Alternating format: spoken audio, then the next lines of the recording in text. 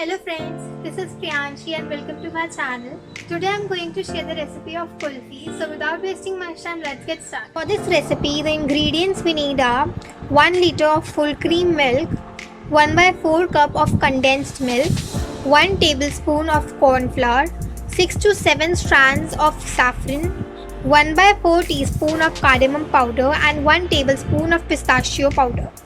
For making the kulfi, in a pan, pour the milk and boil it for 15 minutes. Stir it continuously and keep scraping the sides. Till the milk is boiling, we will make the corn flour mix, for which we will add corn flour,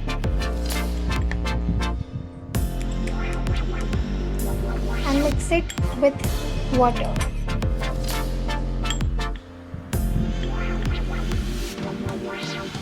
This paste should be of running consistency.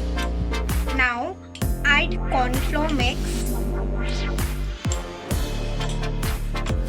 saffron, condensed milk, chopped pistachios and cardamom powder into the milk.